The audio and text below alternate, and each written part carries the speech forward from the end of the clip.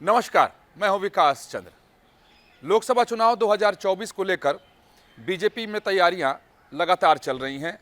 अलग अलग बैठकें हो रही हैं, रणनीति बनाई जा रही हैं, योजनाएं तैयार की जा रही हैं कि किस तरीके से लोकसभा चुनाव 2024 में 2019 के आंकड़े से आगे निकल जाया जाए, यानी उसके रिकॉर्ड को तोड़ दिया जाए। इसके लिए हालांकि बीजेपी बहुत पहले से योजना बनाकर मैदान में उतर कर काम कर रही है, लेकिन जैसे जैसे चुनाव नज़दीक आ रहा है, बीजेपी की रणनीति और भी सघन होती चली जा रही है। इसी सिलसिले में अगर बात करें तो बैठकों का दौर भी पार्टी के अंदर शुरू हो गया है और कई तरह की बैठकें एक साथ हो रही हैं। अलग अलग राज्यों की भी बैठक हो रही है, केंद्रीय स्तर की भी बैठक हो रही है, उसमें अलग रणनीति बनाई जा रही है। राज्यों को जो जिम्मेदारी दी गई, यानी राज्य इकाई को, राज्य के संगठन को जो दायित्व केंद्र की तरफ से दिया गया है, उसकी समीक्षा भी हो रही है। तो शनिवार को बीजेपी मुख्यालय में प्रभारियों की बैठक हुई, काफ़ी अहम बैठक हुई।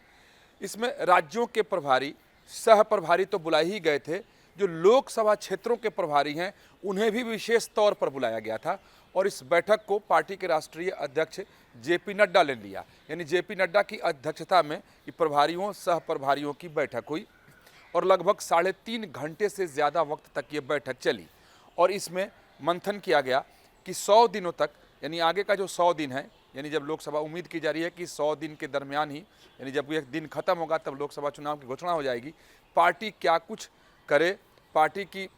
रणनीति क्या हो, पार्टी के एजेंडे में क्या क्या शामिल किए जाए। हालांकि 100 दिन की बात करें तो प्रधानमंत्री नरेंद्र मोदी ने एजेंडा पहले ही सेट कर दिया है, उसी पर इस प्रभारियों सह प्रभारियों की बैठक में चर्चा हुई और 100 दिन की कार्य योजना को तय किया गया कि इस 100 दिन में पार्टी, यानी अगले 100 दिन में पार्टी क्या करेगी। उसमें मोटे तौर पर जो जानकारी आई है उसमें यह है कि जो पहली बार वोट डालने वाले मतदाता हैं उन तक पार्टी के नेता और कार्यकर्ता पहुंचना सुनिश्चित करें। ये नहीं कि पहुंचे, यानी उन तक पहुंचे, उन्हें पत्र सौंपें, प्रधानमंत्री नरेंद्र मोदी का पैगाम सौंपें और उन्हें बताएं कि देश के लिए प्रधानमंत्री नरेंद्र मोदी की सरकार ने क्या कुछ किया है और देश के लिए कितनी आवश्यकता है कि प्रधानमंत्री नरेंद्र मोदी फिर से प्रधानमंत्री बने। इसके साथ ही जो युवा मतदाता हैं उन तक भी पहुंचने की कार्य योजना इस पदाधिकारियों की बैठक में तय की गई है कि उन तक पार्टी के कार्यकर्ता और नेता पहुंचे, युवाओं तक, और उन्हें मोदी सरकार की उपलब्धियों के बारे में बताएं, जिसमें विशेष तौर पर धारा 370 की समाप्ति के बारे में ज़रूर बताएं और साथ ये बताएं कि कांग्रेस ने कैसे इसके साथ राजनीति की और कांग्रेस का खेल क्या था। साथ ही राम मंदिर के मुद्दे को भी जरूर युवाओं के सामने रखें और ये बताएं कि कैसे कांग्रेस लगातार अड़ंगा लगाती रही कि अयोध्या में राम जन्मभूमि पर भव्य राम मंदिर न बन सके और भगवान राम की प्राण प्रतिष्ठा न हो सके और किस तरीके से प्रधानमंत्री नरेंद्र मोदी ने उसे मुमकिन कर दिखाया। इसके साथ ही कार्यकर्ताओं को भी बताया गया कि मोदी सरकार की उपलब्धियों को तो वो युवाओं के सामने रखे ही, बताए ही, साथ ही जो मनमोहन सिंह जब प्रधानमंत्री थे, यानी कांग्रेस की सरकार जब देश में 10 साल थी, तो उनके शासनकाल की कुरीतियाँ क्या थी, उनके शासनकाल की आर्थिक स्थिति क्या थी, उसको सामने रखते हुए तुलना करके कार्यकर्ता युवा वर्ग को बताएं और समझाएं। क्योंकि पार्टी ये मानकर चल रही है कि बहुत सारे ऐसे युवा हैं जो कांग्रेस सरकार की भ्रष्टाचार के बारे में नहीं जानते हैं, मनमोहन सरकार में देश को कितना नुकसान पहुंचा आर्थिक क्षेत्र में उसके बारे में नहीं जानते हैं। तो इसलिए पार्टी ने तय किया है कि युवाओं को इस बात की भी जानकारी दी जाएगी। साथ ही एक महत्वाकांक्षी योजना भी तैयार की गई जिसमें खास तौर पर युवा, गरीब, उसके बाद महिला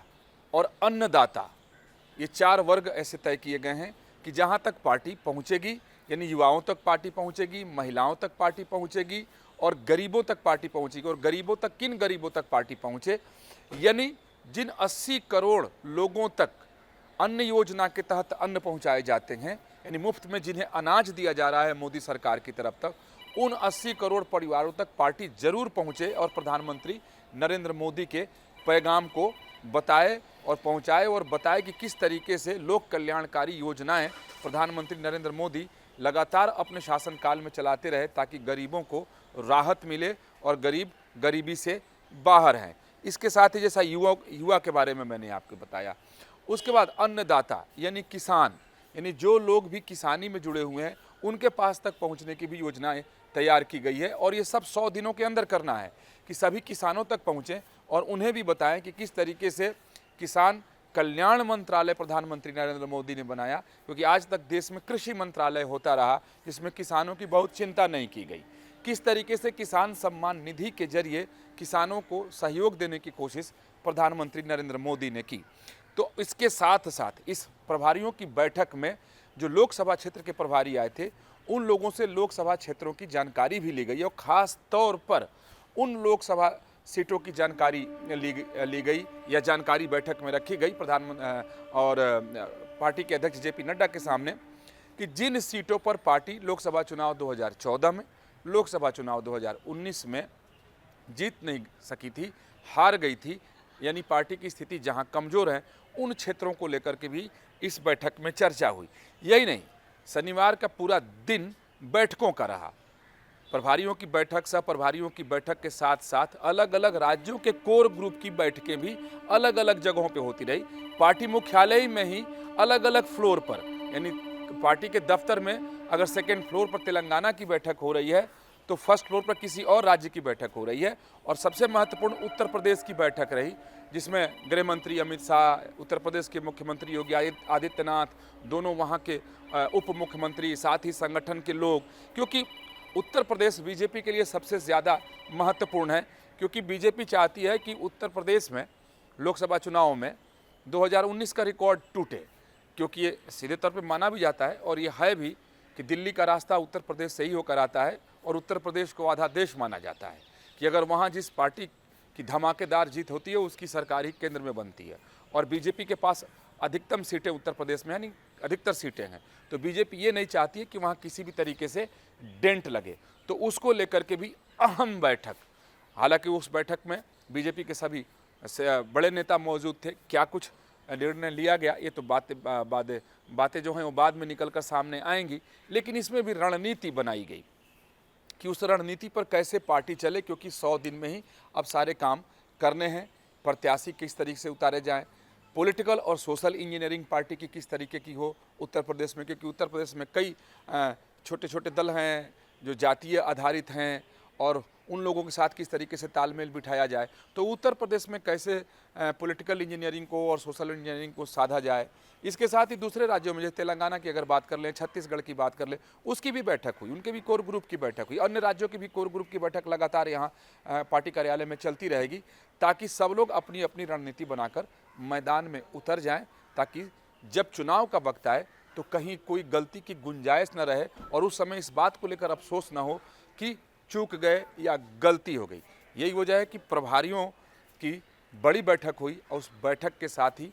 कोर ग्रुप की भी अलग अलग बैठक हुई, जिसमें अलग अलग रणनीति पर पार्टी ने विचार किया। हालांकि बीजेपी 365 दिन चुनावी मूड में रहती है और 2024 की तैयारी बीजेपी काफ़ी दिनों से कर रही है, ऐसा नहीं कि तैयारी अभी शुरू हुई है। हाँ, लेकिन अब ठोस तरीके से किस रणनीति के साथ, किन मुद्दों के साथ, किस तरीके से पार्टी के नेता और कार्यकर्ता उतरे और किन लोगों के पास जाएं, आज इस प्रभारियों और सह प्रभारियों की बैठक में चर्चा हुई और तय किया गया कि युवा, किसान, गरीब और महिला,